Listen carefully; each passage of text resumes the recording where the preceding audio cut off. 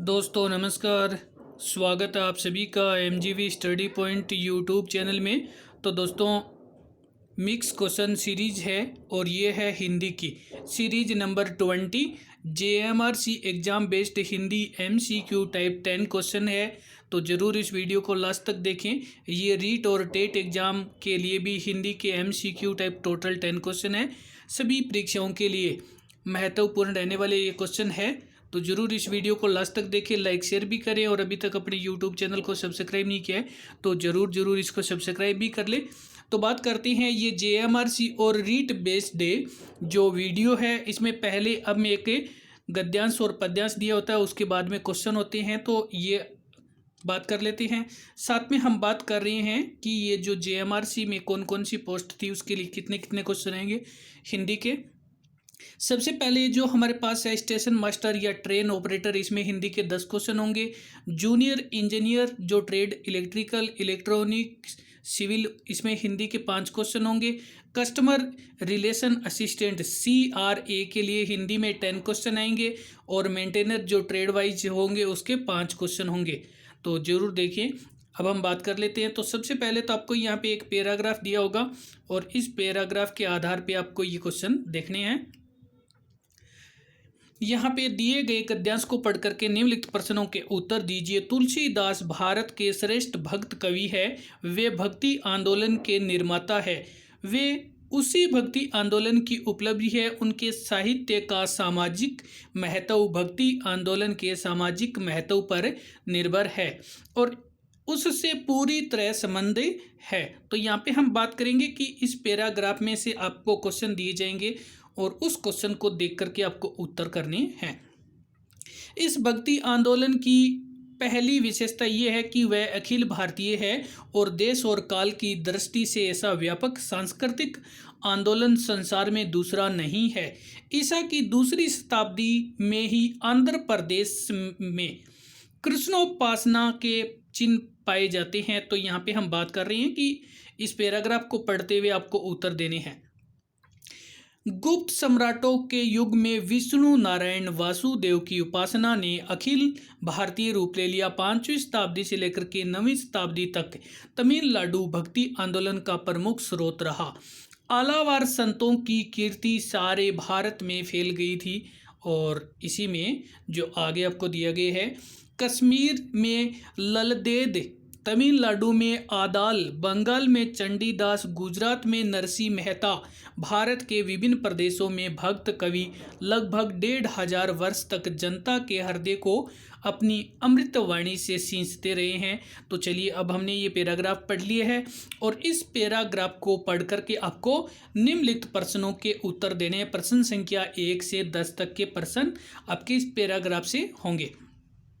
अब हम इसी में बात कर लेते हैं कि आपके प्रश्न पत्र में एक गद्यांश या पद्यांश दिया होगा और उसको पढ़ करके आपको क्वेश्चन जो है उनके आंसर देने हैं। अब आपके क्वेश्चन 5 या 10 जो आपकी ट्रेड और आपकी पोस्ट के अनुसार होंगे। तो यहाँ पे हमने हाईएस्ट 10 क्वेश्चन लिए हैं और ये जो 10 क्वेश्चन है वो क्वेश्चन फर्स्ट आपके सामने है।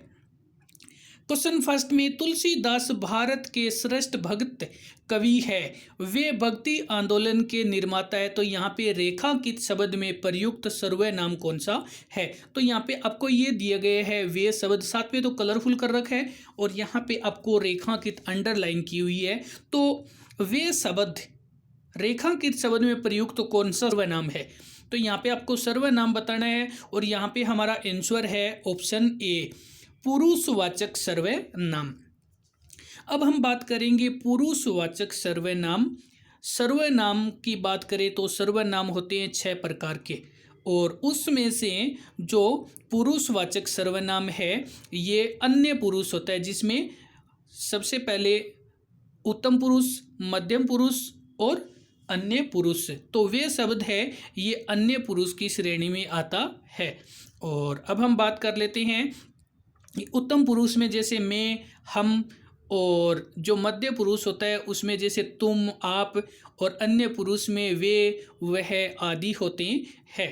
तो यहाँ पे आपको दिए गए हैं ये सभी जो सर्वनाम होते हैं, ये 6 प्रकार के होते हैं और चलते हैं, बात करते हैं। तो नेक्स्ट हमारे पास क्वेश्चन नंबर है सेकंड। क्वेश्चन सेकंड में कृष्णोपासना में कौन सी संधि निहित है? तो बात कर रहे हैं कृष्णोपासना में जो संधि है वो है हमारी गुण संधि। ऑप्शन बी सही है, गुण संधि। और बात करें तो कृष्णो प्लस उपासना, कृष्णो प्लस में उपासना, और ये गुण संधि जो कि स्वर संधि का ही रूप है, गुण संधि बनती है। और चलते हैं नेक्स्ट क्वेश्चन की ओर। तो नेक्स्ट हमारे पास क्वेश्चन नंबर है 3। क्वेश्चन 3 में अभी तक अपने वीडियो को लाइक नहीं किया और चैनल को सब्सक्राइब नहीं किया तो जरूर सब्सक्राइब करें।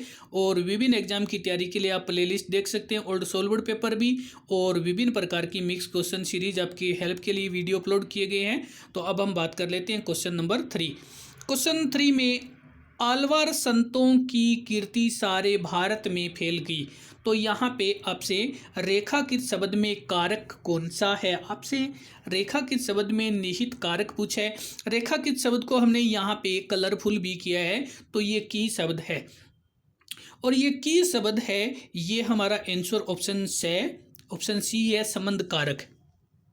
ये संबंध कारक है जिसमें का, के, की, रा, रे, री, ये संबंध कारक होता है। और संप्रदान, यहाँ पे कर्ता का जो कारक चिन्ह होता है वो कर्ता ने, और कर्म का जो कारक चिन्ह होता है वो को होता है संप्रदान के लिए, और संबंध कारक होता है ये का, के, की, रा, रे, री। तो यहाँ पे हमारा आंसर सी है, संबंध कारक।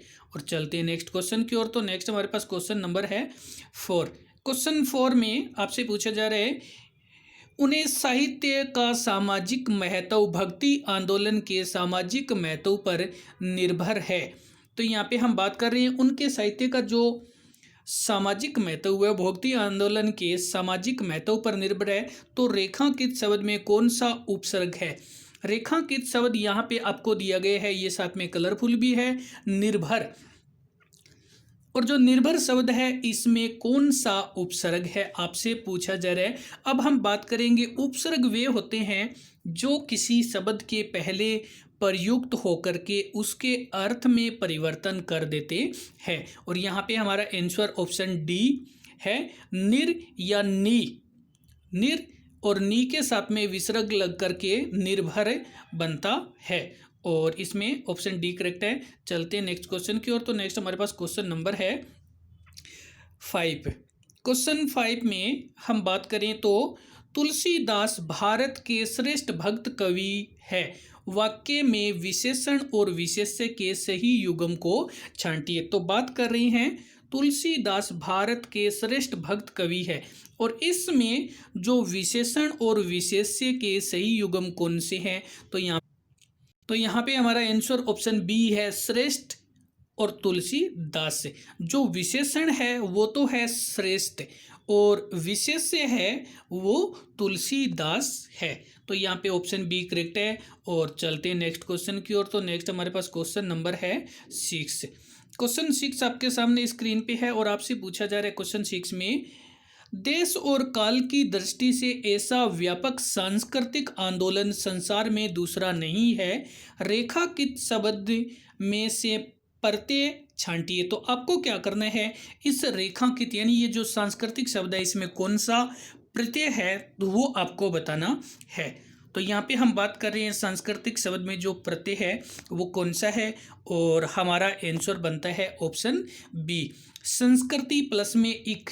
यहाँ पे आपको बीच में इक है जो प्लस है, संस्कृति प्लस इक। तो अगर हम बात करें तो इक प्रत्यय बनता है, संस्कृति प्लस इक प्रत्यय है, और इसका जो शब्द है वो संस्कृति है, मूल शब्द संस्कृति, और एक प्रत्यय लगा है। बात करेंगे प्रत्यय क्या होते हैं, तो प्रत्यय वे होते हैं जो किसी शब्द के अंत में प्रयुक्त होकर के उनके अर्थ में परिवर्तन कर देते हैं।